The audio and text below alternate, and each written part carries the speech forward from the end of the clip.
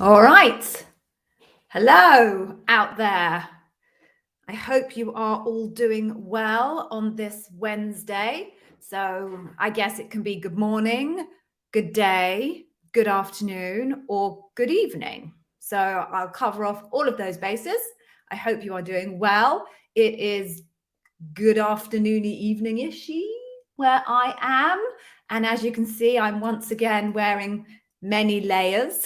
I'm freezing. Okay, so hello everybody. Thank you for joining. It's great to see you. As I always do, I'm gonna ask people just to introduce themselves. It's just nice to know where everyone is coming from. People come back. It's nice to say hi. So whilst we wait for people to show up, which generally takes a little bit of time, why don't you just let me know where you are coming in from? And I really enjoyed the other day, people told me the temperature where they were. And I think we had someone in Dubai with like 31 degrees centigrade or something insane like that. So just show me a quick hello, where you're from and what the temperature is where you are. I think it's like 12 degrees here just outside London. Okay, so let's just see who we've got. So Anchor, all right.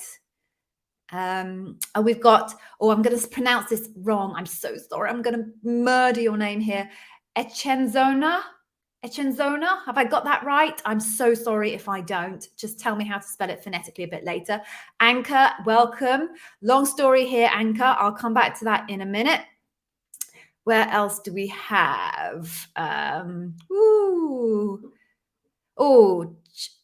Chaitali from Manchester. Oh, you got an offer today. That's very exciting. Awesome. Congratulations. I'm guessing in Manchester it's about the same temperature as I've got here down in London.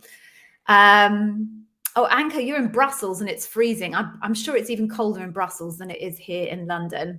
We've got Toronto, Ahmed, surely it's colder in Toronto than it is here in London.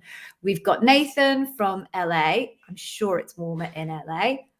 We've got Thirubalan. Have I got that right? Thirubalan, sorry.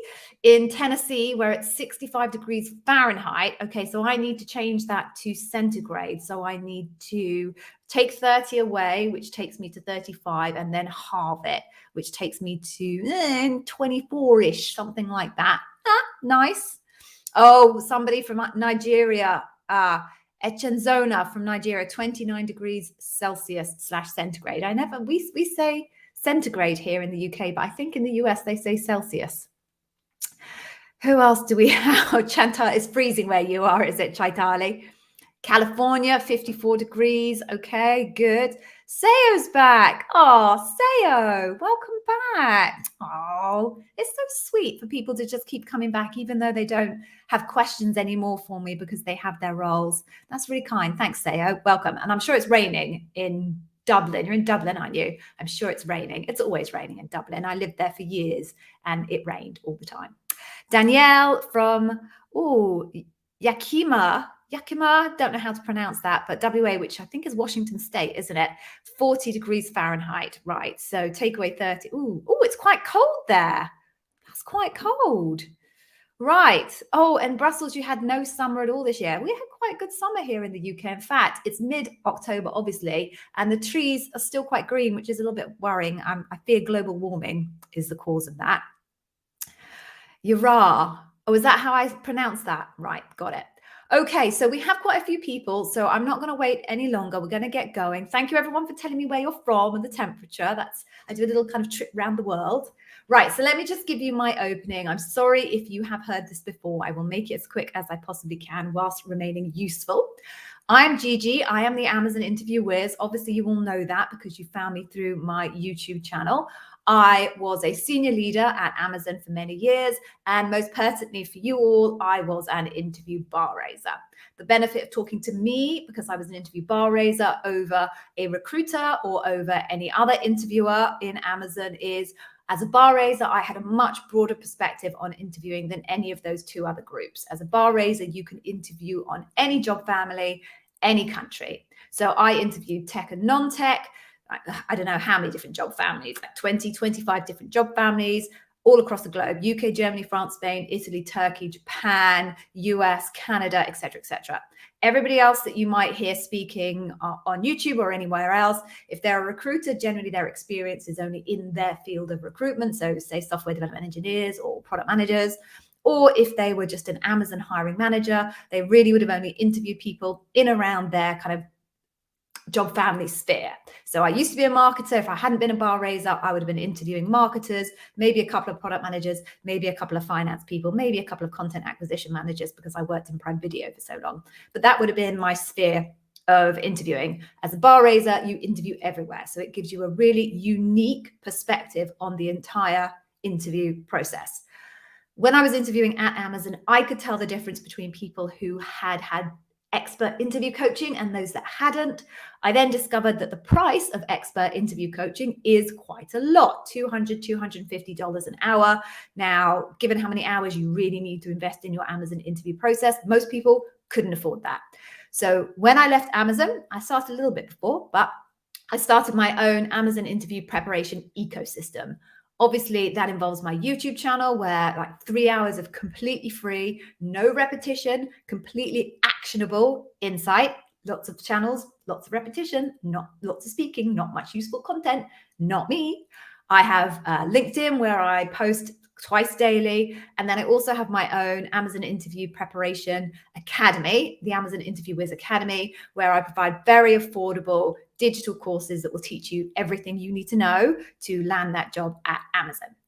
How I run these completely free Q&A sessions is you can ask me anything about the Amazon interview process. I may not be able to answer things that are very specific to specific technical roles. There are like 300 different job families in Amazon, and no one individual can know the depth of detail that sometimes you would like me to know on all of those different job families. So maybe I can't answer that, but I will try and let you know if I can't answer your question. Please don't ask me, I'm interviewing for a program manager role tomorrow, any tips? Of course, I have tips, 3 hours of it on the YouTube channel. So please don't ask me that. Ask me a specific question. If you ask your questions here in the comments box down the side, I will literally work my way down and try and answer as many of those questions as possible in like a 60 minutes, usually 60-minute cycle. So why don't we go? Oh, one other thing I will say is please hang around until the end. I have an awesome freebie to give all of you, totally free, no strings attached, that I promise you will be incredibly useful for your Amazon interview process. So don't go away. Right, so let's get started. I think that's everything I wanted to prep you on. Please just start asking your questions here in the comments box. Whilst I wait for people to start adding questions, I can see a couple appearing. I will also say, before we get going, please like the stream. Just click like on the stream. It makes a massive difference to give positive signals to the YouTube algorithm that here you can find good quality Amazon interview preparation content, which I promise you, you can, but I need your support to make that happen. I give you my support for free. Please give me your support in return. So please remember to click the like button on this stream. I will remind you a little bit later on in the stream. Right, shall we get going? Just here. Okay, it's an interesting question. Can you shadow teams if you have multiple offers to make sure you're making the right decision? No, you can't shadow. And that's an issue of confidentiality. You have to sign a contract to start working at Amazon, and that contract will have clauses in it about confidentiality. So they can't hire you to do a job that you pick at some later stage. They have to hire you to do a specific job. So they have to give you a job in a team. So no, you can't shadow teams to make sure you're making the right decision. What I do recommend to people is that if an offer has been made to you, you then use the opportunity to do what I call reverse interviewing, where you can and should ask to speak to other people on the team, people that you haven't met before through the interview process, and talk to them about their experiences and about the role. And through doing reverse interviewing, you can get some additional insight into the team that you're working with and the work that you'll be doing to hopefully help you make that decision. I realized that it's a big decision. You don't always get to gather all of the data that you would like in the interview process. I did reverse interviewing, and I interviewed people who weren't on my loop, but who were heavily involved in the areas of what I did that I knew were the most critical areas and could go wrong. And I wanted to know those people and know that they were quality and that they would have my back and they knew what they were doing. So I did reverse interviewing. So that's my tip for you, just here. If you're in that position, ask if you can reverse interview some people from the team. Okay. All right, Ahmed. So you had a loop last week for a senior program manager. They liked you, but the role was filled. So your questions, any advice? Okay. Second question, should you email the recruiter about relevant jobs? Is a senior product manager role similar to a program manager? It depends. Right. Let me start with, should you email the recruiter about relevant jobs? You can, but they're unlikely to support you. The role of an internal recruiter in any corporate organization is to find people for roles, not roles for people. So when they do get candidates that they like, but they aren't able to make an offer to for whatever reason, sometimes a recruiter will help and try and find an alternative role for them somewhere else. But they don't really get the credit for that. Their main job is to fill the roles that they are tasked with. And if they spend their time trying to find you a job elsewhere, they're not spending their time trying to meet their quotas. So they may help you, but it's not really in their interests, and you definitely can't rely on it. So if you want another role at Amazon, you have to take ownership for finding that role. Is a product manager similar to a program manager? It depends on your definition of product and program, actually. Many program managers are actually project managers. Other program managers are responsible for kind of a broad concept that can be a product. A product manager in its purest sense is somebody that owns, let's say this, right? This is my glasses case. So the product manager owns this glasses case, and they would be responsible for getting the design, changing the design, choosing the plastic, choosing the color. It's very, very specific to this glasses case. A program manager might be, trying to expand the analogy, responsible for eyewear in whatever company. So the product manager was responsible for this box and this box alone. The program manager would be responsible for maybe the box, maybe the little case thing that comes inside of the box. If they're responsible for eyewear more broadly, they might also be responsible for the glasses, for the frame, for the lenses. So it's a very different type of role. Your product manager role is super, super specific and sits very, very closely to kind of the technical experts, the engineers, that type of thing. A program is something that's much broader and will have many different aspects of, let's say, eyewear in it. So I hope that helps. I hope that was useful. But Ahmed, you are going to need to take ownership of finding yourself an alternative. Your recruiter has no reason to invest their time in you at this point. Sounds a bit kind of cutthroat, but sadly, that's life. Okay, good luck. Okay, moving on.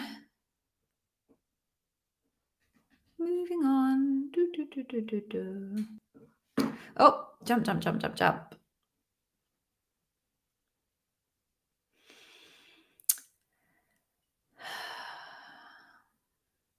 Okay, Victor, you've got an interview tomorrow for a team manager position. Good luck. Hope it goes well for you.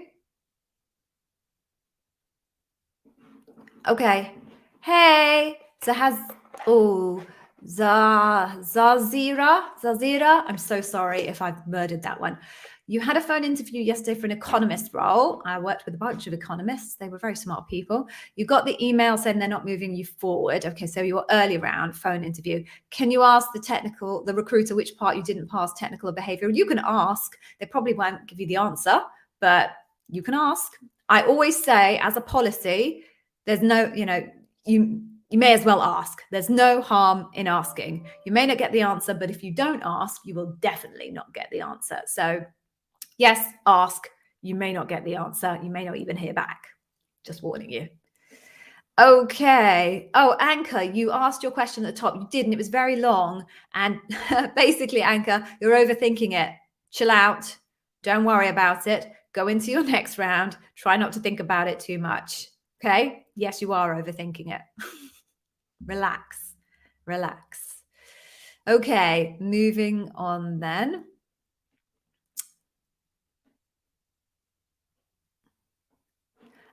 Okay. Are you able to transition teams once you're hired without going through another interview process? That's an interesting question, Danielle. So, yes and no. So the only time that you can really just transition teams is really when you're operating within a larger team and that team is having a bit of a reshuffle. So, as an example, maybe you work for me and I have a peer. So I was a L7. So let's say you're an L6 and you work for me as an L7, and I have a peer who's also an L7, and they have a job available. They have a team as well.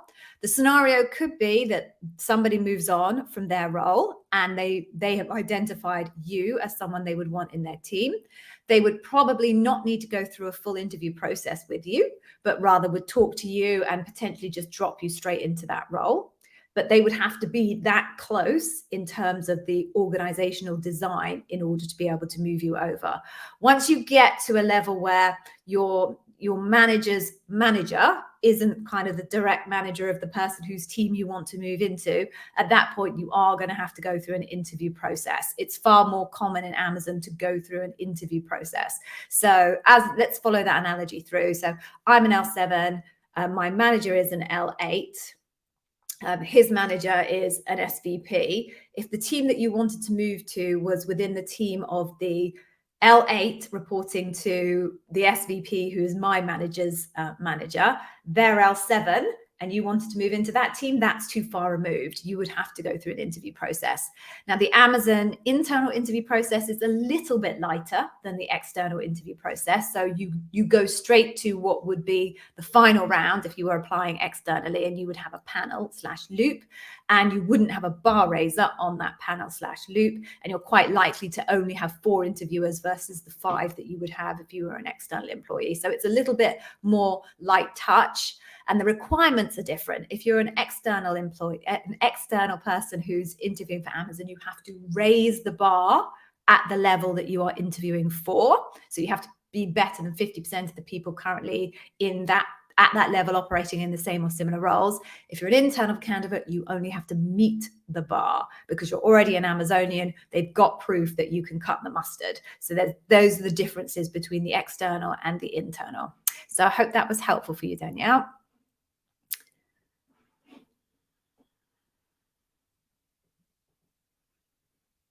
Okay.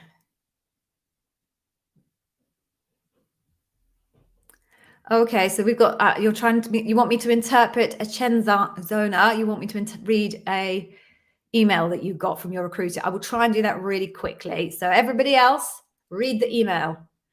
Actually, do you know what? I'll put it up there. I haven't read the whole thing.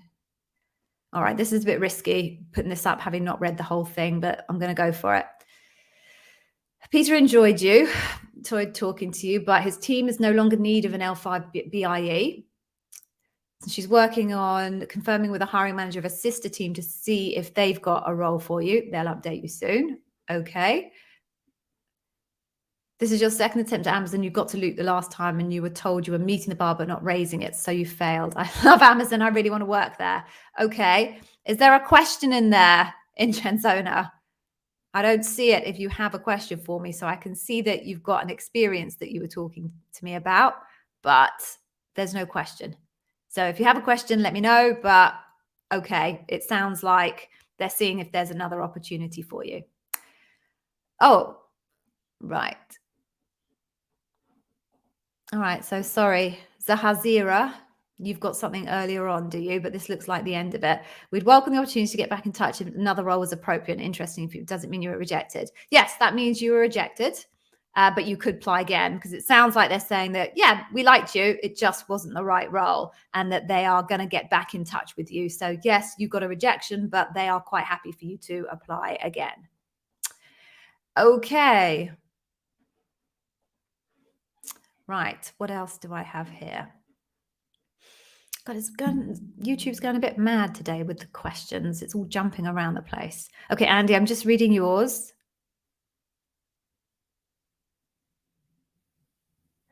All right. So that's a very cool picture, by the way, Andy. If that's you, respect. That is impressive.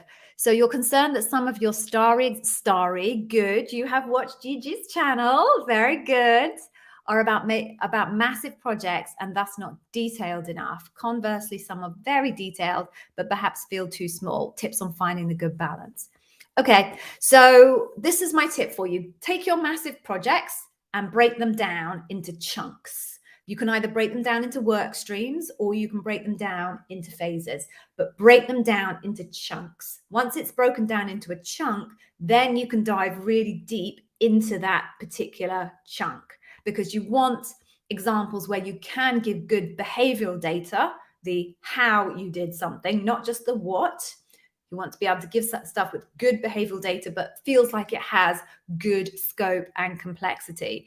Examples that are really small, but you can provide lots of detail on, they might help with explaining your behavior, the how.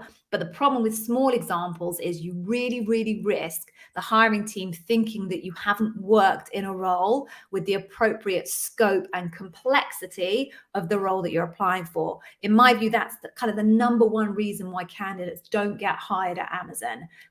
And that's because their examples just don't reflect the scope and complexity. So Andy, the best tip I can give you is take your big scope, big complex project and break it down into chunks and then get your detail. I think that's your best strategy for not risking the scope and complexity problem. You can always create detail. You can always create detail if you think a little bit harder about exactly how did I say something? Exactly how did I do something? Exactly how did I act? You can get to that detail. You can't make a project more complex with bigger scope than it actually was.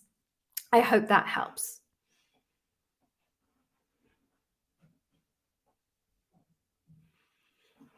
Okay, Anka, I'm just going to cover this off, right? So, okay, I know it's human behavior. So I'll read your question, Anchor, and then I'll talk to it. So you had a bit of a tricky bar raiser interview, but good HM1 round sales interview today. You've got a senior solutions architect role and account manager tomorrow. Fine. You're feeling a bit down because you'd feel that you didn't have such a good interview today with the BR round. So BR round didn't give a good vibe. Ignore vibe. I do not believe in vibe, and everything that you read on social media about giving off vibes and being happy and smiley and being outgoing and leaning forward and all of those things, right? Amazon is about data.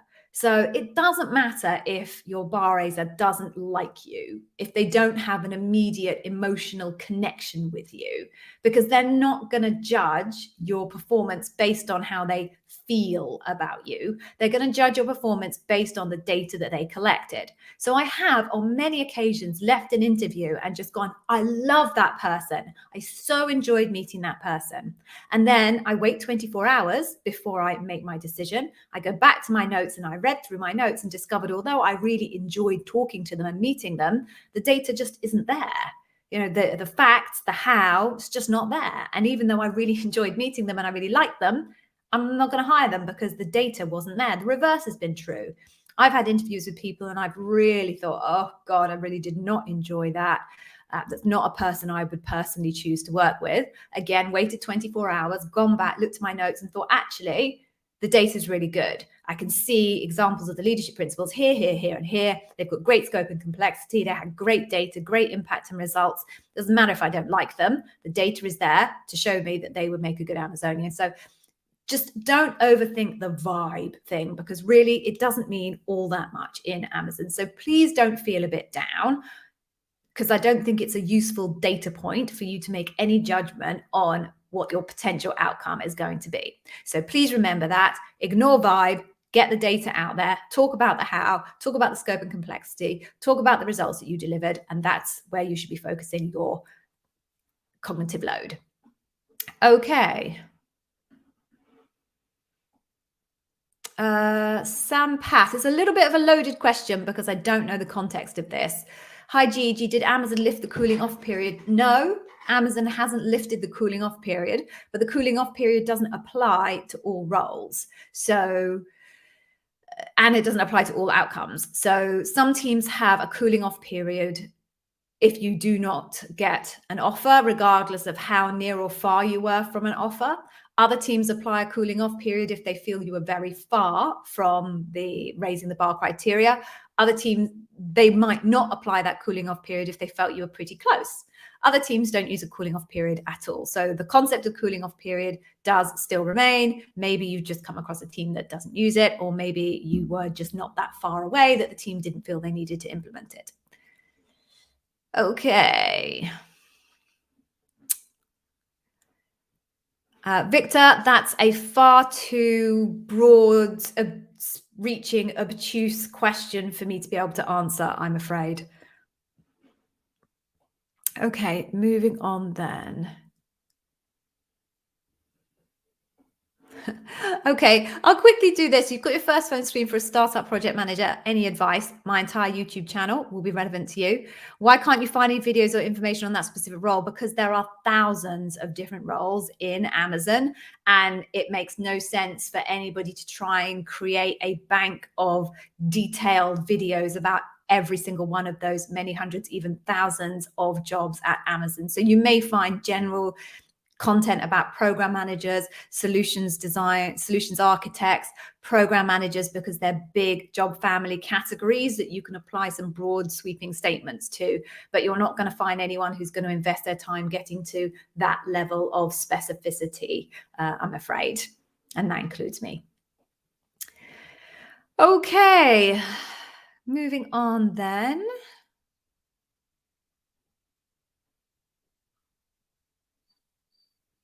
Okay. So you had a Ezra. Hello, Ezra. How are you doing? You had, that's a pretty picture as well. You had a video interview last week. Since you didn't have a direct case to one of the questions, yeah, okay. You explained your most appropriate situation. Okay, that's a good alternative. If you can't find a direct to the answer, what should you do? So you should do exactly what you did do, Ezra, which is the right thing. So some of the questions that your interviewer will ask you, you won't have an exact match. And some of them that are in the AIQB, the Amazon interview question bank, are really specific. And because interviewers can make up their own questions, sometimes they get super specific. I had one, someone mentioned to me on my Monday session that was so insanely edge, I was a bit surprised that anybody had asked them that, but it does happen. So you either do what you said, Ezra, which is you come up in your mind with something that you think is very close to the example, and you say to your interviewer, I don't feel I have an exact example for this, but I do have an example like this, and you give them like 3 sentences to explain your example. Would you like me to use that example? They may say yes, which is great, then you just go on, or they may say no, because the slight difference that you've recognized is there is a material difference that matters to the leadership principle that they're trying to get to, and therefore they may say no. If they say no, I suggest that you say to them, I'm really sorry. I don't feel I have a good example for this question. Please, could you give me another one? It is okay to ask for a new question. I saw somewhere on another Amazon interview coach's YouTube channel where they said that you should never ask for another question. That's completely wrong. They weren't an Amazonian ever in their career history. That's by the by. That's completely wrong. You absolutely can ask for a different question. You just shouldn't do it too often.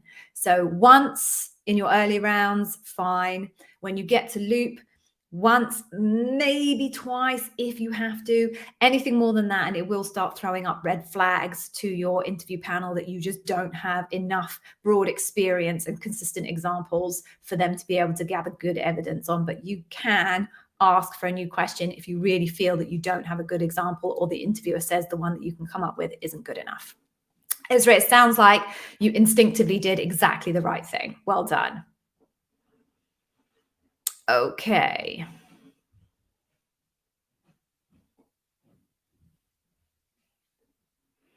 Ooh, it just jumped massively.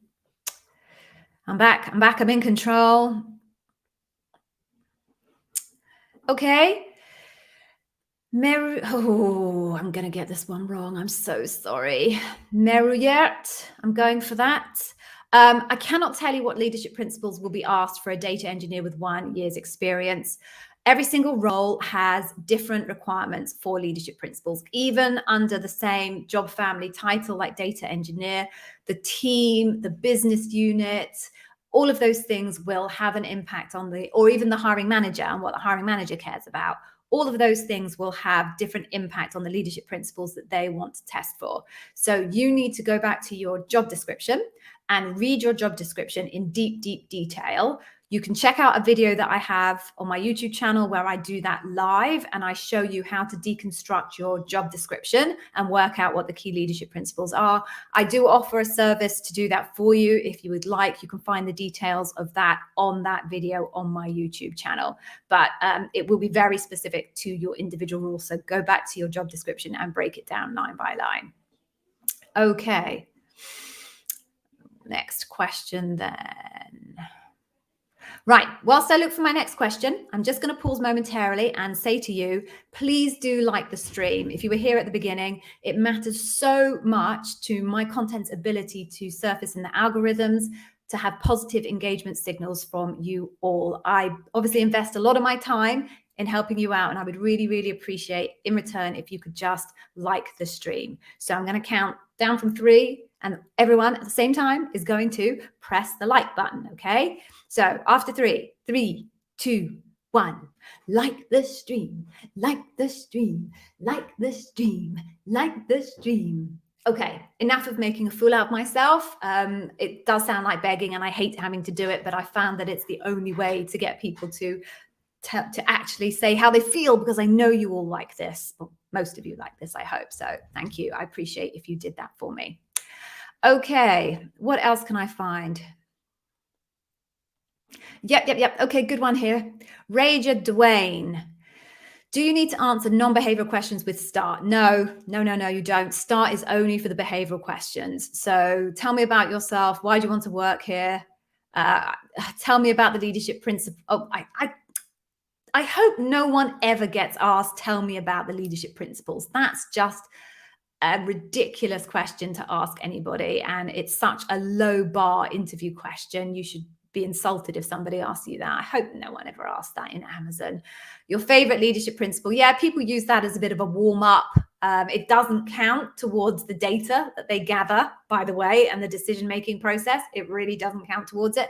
But they're all kind of warm-uppy type of things. The tell me about yourself, the why do you want to work in this role? They matter quite a lot in the early rounds, because generally a hiring manager wants to believe that you really, really want the role. Your motivation for wanting the role is not meant to be used as a data point to make the decision to hire you once you're at panel. A bar raiser won't allow anybody to say, I don't think they really want to work here. They just are using it for practice. They're not allowed to do that. But in the earlier rounds, it may influence them. But no, don't do those in the STAR format. The STAR format is only for the behavioral questions. Okay. After 2.5 years, theoretically, compensation would drop. Does Amazon provide opportunities to cover this? So it's theoretical, right? So the Amazon, to explain to you all, the Amazon compensation structure is a combination of your base salary for most roles. Obviously, this doesn't count for people who are on hourly salaries in the fulfillment centers, etc. But from a management point of view, it's your base, it's a sign-on bonus, and then it is RSUs, so shares. They try and goal seek a number at the bottom of that. So let's pretend for a moment they want to make sure that I get overall compensation of $250,000. I made that number up. Okay. What they would say is, well, how are we going to make this up? We'll make this up with a base pay of $150,000, with a sign-on bonus in year 1 of $50,000, and RSUs of 5 RSUs, assuming the share value is X, Y, and Z. Next year, they'll still be goal seeking that $250,000. But what they would have to do is, because they would say base salary stays the same at $150,000, sign-on bonus goes down to $30,000, RSUs goes up because you've lost something on your sign-on bonus, the RSUs go up. that's the way it works. Actually, what happens is generally at the end of 4 years, you get what's called the Amazon cliff. And that's because when they sign you up on a 4-year package. They tell you what they'll pay you in year 1, what they'll give you in year 1, what they'll give you in year 2, what they'll give you in year 3, and what they'll give you in year 4. And what obviously happens is the share value goes up from where you were in year 1 to where you end up in year 4. And then what happens is, because the share value is so much more than you were ever expecting, you're earning a lot more than you were expecting. They were still goal seeking the original $250,000, but now I might be earning, sorry, I just banged my thing. Now I might be earning $350,000 because the share value is so much higher, but they're goal seeking 250. So when they then give me my bundle of base and RSUs in year 4, I will get a drop because I was earning 350,000 because I got lucky with the shares. Now I'm back down to earning $250,000. Well, no, Amazon is not going to try and make up the balance of $100,000 because they never planned for me to earn that extra $100,000 in the first place. And I never expected it because I was assuming based on the price that they estimated the share price would be at. So that's a long way of saying no, but I told you all of that because reality check, people. I've seen a certain product manager talking about the Amazon cliff on YouTube, and he's totally right. That is exactly what happened. But that's because he and I and everyone else got really darn lucky with the increase in our share prices that we were never expecting and was never forecast as part of our overall package. And therefore, why would you expect Amazon to make up the shortfall when the shortfall is only a result of you getting very, very lucky on the stock markets? All right, that's Gail's tuppence about people talking about their compensation. I hope that was helpful. Okay.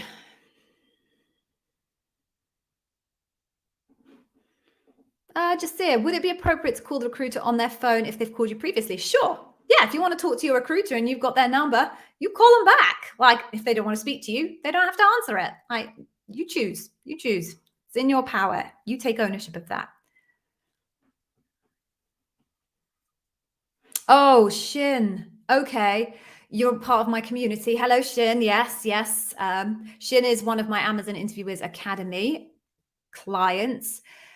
You didn't get your schedule for your loop yet, and it's been 2 weeks. Yes. Shin, definitely reach out to the hiring manager and the recruiter. I think now you're talking about 2 weeks. Now I would say it's time to push them a bit. I know I kind of said things are very slow, and they are very slow at the moment. The recruiters are struggling under the load. But after 2 weeks, definitely just send some messages out and try and get some rockets up, some rear ends in the nicest possible way.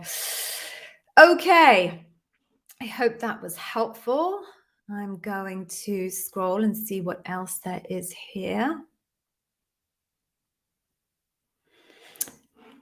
Yep, to do the reverse interviewing, Jasir, that I was talking about earlier. Yes, speak to your recruiter, tell your recruiter, or if you've got an offer, you could always reach out to the hiring manager and say to the hiring manager who now wants you, right? They've gone through the whole process. They love you. They've fallen in love with you. They're imagining you working on their team and all their problems are going to be solved. And it's going to be wonderful. Talk to them if you want to do reverse interviewing, because you're more likely to get access to the team by going through them than you are by going through the recruiter. If you don't have a direct relationship with the hiring manager, then you might need to go through the recruiter. But actually, I went through my hiring manager, and I think that's probably the person who has got most vested interests now in helping you to make that decision and gather the data. So yeah, I'd go to the hiring manager, but the recruiter will do. Oh. Okay. Oh, this thing just jumps all over the place. Sharan. Hey, Sharan, how you doing? Welcome back. Okay, you had your content reviewer interview.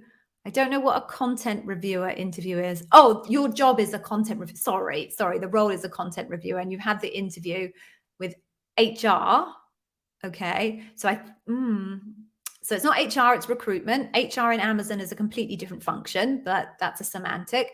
You've not received an email back. Follow up with them. As I said, I know the recruiters are really struggling under the weight of it at the moment, but 20 days is way, way past the SLA of 2 days, which if I'm assuming you were in early rounds, if you're only just talking to recruitment. So yes, I would message them back and see if you can get some answers on what your outcome is.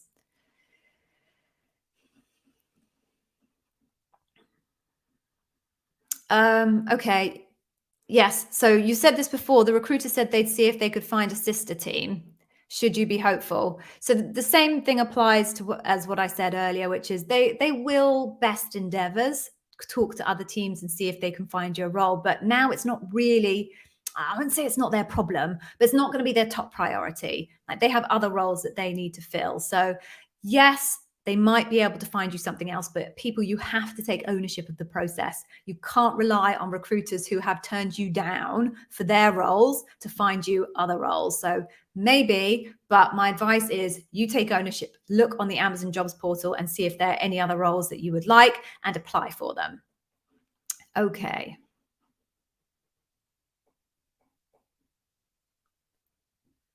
Okay, so this is interesting. So second round technical interview, you couldn't completely solve the problem, but you still received an offer. Is this common? What could have tipped the scales in your favor? Okay, so this is all about problem solving. So part of what Amazon is looking for in their technical interviews is not necessarily that you can get to the right answer with no help, but that you have the right problem solving mentality to be able to solve problems. So it's possible, Danielle, that as you are working your way through the problem and hopefully you were talking through your mental processes and about the decisions you were making and why you were making them, even though you didn't get to solve the problem, what your interviewer saw in you was really good, clear, structured, critical thinking, because you're never going to be able to solve the problem in the first go in Amazon in every single instance. But what they want is people who can think clearly, have very good critical thinking, ask the right questions, get the right data, and eventually those people will get to the right answer. So Daniela, I would suggest it was because of your ability to articulate your mental processes and your problem-solving process. I hope that helps and is useful. Okie dokie.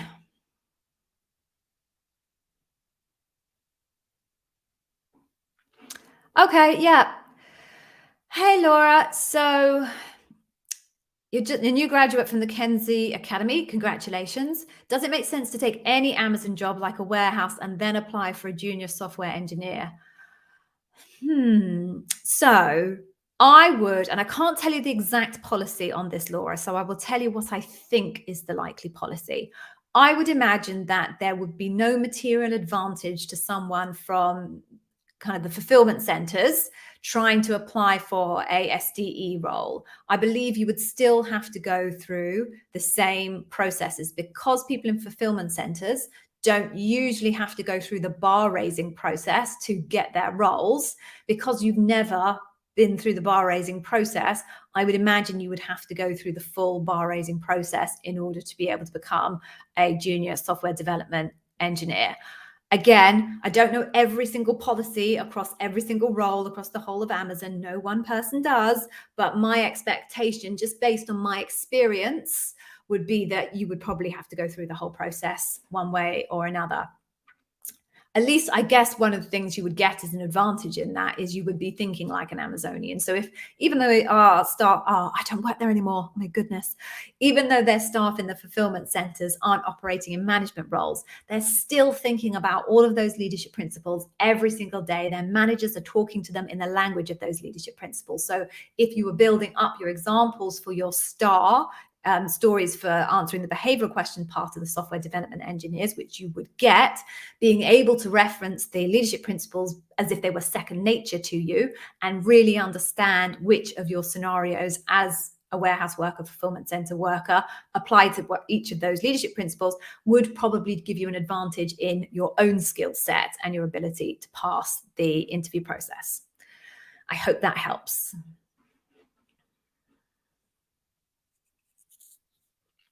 Okay.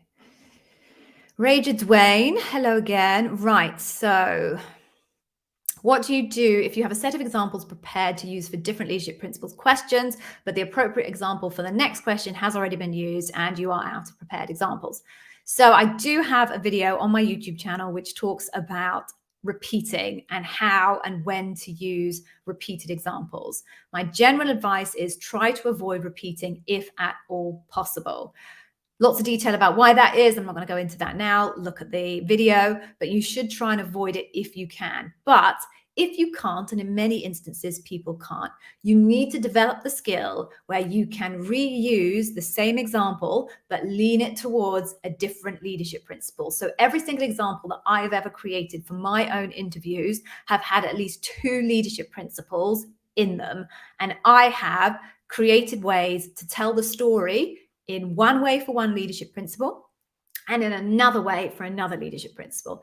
That effectively cuts in half the number of stories you have to come up with in order to cover your bases for all of the leadership principles.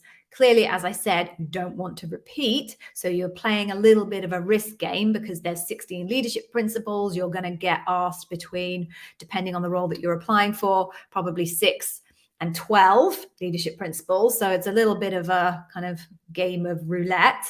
But if you can develop that skill where you can put multiple leadership principles against one single scenario and tell the story in a really different way for each leadership principle, you hopefully will have enough examples because you'll be able to repeat one, but it will sound very, very different the second time round.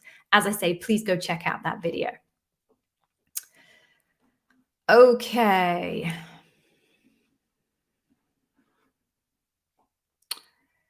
Okay, so someone's asking me about the Amazon data set in NDJSON. Are there any resources that I would recommend to parse that data? I'm sorry, I don't know what that data set is. I'm a bar raiser, a marketer, an interview expert, but I know nothing about AWS data set. So sorry, just thought I'd mention that. Okay. Oh, Bret. Awesome picture, Bret. Awesome picture, Bret. But oh, you are so welcome. Congratulations. So the crowd cheers. Please, everyone, congratulate Bret. You are really welcome. And thank you for saying this and for coming along today, because it matters a lot to me that I get feedback and that I know that what I do on my own in this now increasingly dark office makes a difference. So Bret, I really thank you for letting me know that, because that makes me feel good. And congratulations. Have a fantastic career. I know you will. Okay.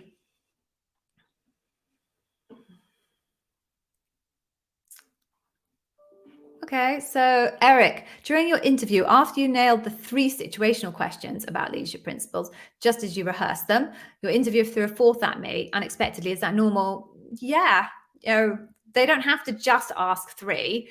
As a bar raiser, I would say best practice is to be able to get 3 questions in an individual interview, because it gives you the opportunity to cover 2 leadership principles and gives you quite a broad data set. But not everyone's going to do that. Either they had enough time left to ask you a 4th one, or they may choose as an interviewer to only ask 2 and then really, really go deep on 2. Sometimes I hear that, I do know of some interviewers that only ever asked 1 and the example was so complex, they were able to fill an entire hour just talking about that one example. So yeah, Eric, it's very, very common. It's very normal. The goal, I guess, is, no, that's not the goal. Best practice, I would say, and I was taught, was to aim for 3, but not everybody does for various different reasons. Okay. Oh, so Danielle, your Kenzie Academy friends are here. That's awesome. Hey, the Kenzie Academy people. That's super exciting. Bring your friends, everybody. Bring your friends, bring your cousins, bring your moms, your dads. Bring them along. If they want Amazon jobs, I am here for you. Twice a week, every week, without fail. Not sure what I'm going to do around the holiday seasons, but we will see. Right. Let's see. I've had a few people asking me, I've got an interview for this particular role. Any tips? yes, go to my YouTube channel. Everything on my YouTube channel is relevant for everybody. I cannot give specific tips for specific roles. There are over 300 different job families in Amazon, but everything on my YouTube channel is relevant for everybody. Okay, except for the ones on military and graduates. Obviously, they're very specific to military and graduates. Okay. Right. So I'll do this one for you quickly, Stephen. Hello, Stephen. Cool glasses. I like your glasses. So you've got your first interview, Amazon for a senior program manager, 16 leadership principles with your program manager history. Good. What else to expect? So you've got to expect those warm-up questions, Stephen. So we were talking about them a little bit earlier when someone mentioned the STAR method. So be prepared for the tell me about yourself question, which I absolutely hate, but seems to be popular with other people. Why you want this role, walk me through your resume, all of those things. Be prepared for those. Generally, they're going to be asked either as warm-up questions, because some people like to do warm-ups. I like to do a warm-up, but I don't take the data particularly seriously. It's just for us to have a chat. Other people will use that more indicatively of whether you're the type of person that they want in the role, either from a skills point of view or from a motivational point of view. So be prepared for those. Because you're doing a program manager role, I don't expect that you would have to do any type of technical testing. They may have some questions for you in terms of your competencies around program management tools, Microsoft, whatever it's. Why can I not remember the name of it? I can't remember the name of it, but program management tools, whether it be building Gantt charts in Excel or Smart Sheets or Microsoft Project. Why could I not think of the word Microsoft Project? They might cover off those things, but I don't think you'd have any technical competency type tests from a program management role. I hope that helps.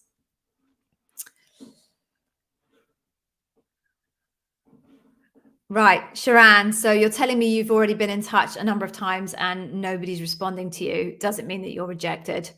So if it's been a long time since you had your interview, if you've been trying to contact people and they're not coming back to you, the odds are not in your favor, I would suggest, because if they wanted to move you on or if they wanted to hire you, they wouldn't want to miss out by not communicating with you. That said, I have heard instances where people have heard nothing for extended periods of time, and then suddenly a recruiter pops up and says, oh, we'd like to hire you, please. So I wouldn't discount it completely as a possibility, but I would say, the odds are ebbing against you the further and further away your interview gets, and the more times you try and contact them and you don't hear back. So Sharan, you just have to decide when is the point in time where you just stop trying to contact them and just move on. And then if you hear from them, hey, it's a lucky break. Only you can really make the decision as to what that point is. Okay.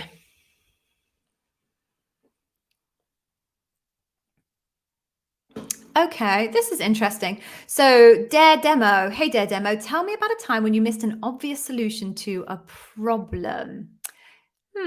So this isn't a question from the Amazon interview question bank. I don't recognize it, and I know off by heart or all of them, really, because I use them so often.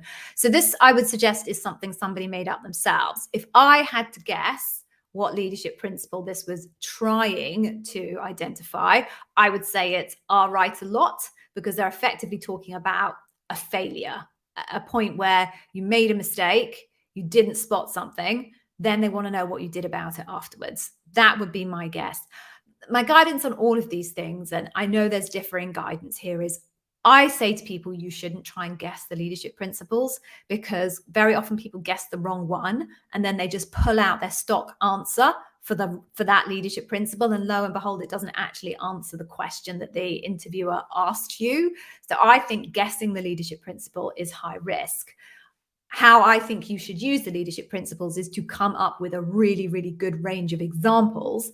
And if you've understood the leadership principle, and I created a concept called facets, which you'll understand when I give you my freebie on customer obsession, I created this concept called facets. And if you understand all of the facets for the leadership principles and find examples for those facets for each leadership principle, there's almost no question that anyone's going to ask you that you won't have an example for. So I think someone made that up. If I was If you put me on a pin and said you had to tell you what it was, I think that they were probably aiming for "I'll write a lot." Okay.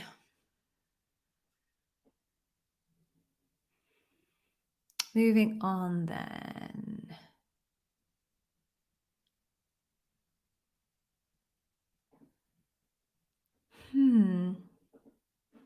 This is interesting, Jasir. Could you ask for compensation for each role and try and play them off each other? I've never ever heard of that scenario. And I think it would be very unlikely to play out in your favor because they work for the same company. So they'll put the offer into the same central tool. They don't make up the offer themselves. What a recruiter does is put your information into a tool, and the tool is a central tool, and that tool then spits out the appropriate offer. So you're very unlikely to be able to play them off against each other. What really you need to do, and you know what, Jasir, I really don't think you should make your decision about what role based on the compensation. It's not going to be much in it. Even if they did offer you slightly different comp, it's not going to be a lot. And then if you think about tax, what you'll lose on tax, wherever your local tax is, unless you're in a tax haven, it won't be much. So I don't think that's the way to go. You want to work out which role you really, really want to do and make your choice based on the role you want to do, not the compensation that they're going to offer you, because there ain't going to be much in it, even if they did offer you different compensation. Oh, yes. Oh, Bite Bitten. Oh, do you know what? I was thinking about you, Bite Bitten. Vivek and I had to postpone. There was a bit of a childcare disaster on my part, and Vivek had a whole bunch of other things coming up. So I'm afraid we had to postpone it. I'm going to be speaking to him next Tuesday. The interview will happen on Tuesday, and then I will probably aim to get it live on Wednesday. But when we both had to cancel, I did think of you and wondered how could I get in touch with you and let you know that was happening. I felt bad. I'm really sorry. Next Wednesday is our current plan. Okay. Let me see. So we have only 3 minutes left, and it looks like we're kind of out of questions. So that's probably really good timing. So as I said I would, I am going to give you, seriously, this is a gold standard freebie. AmazonInterviewWizAcademy.com. There you can get my Customer Obsession Masterclass. I promise you, totally free. I'm not chasing you with email marketing or anything like that. My Customer Obsession Masterclass, I give it away free because obviously I want you to watch my content. I want you to see how good it is. I genuinely believe my content is completely unique and original. Nobody else talks about the facets unless they've stolen it from me. It is a unique concept that is groundbreaking in terms of understanding the leadership principles. I want you to see that, and then I want you to buy more product to feed my children. But even if you don't, you'll get the benefit of the Customer Obsession Masterclass, which every single one of you, if you make it through a few rounds in the Amazon process, will get asked.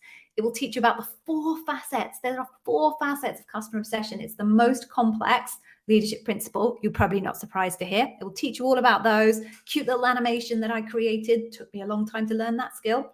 It will also tell you what your interviewer is looking for in your answers, like super specific.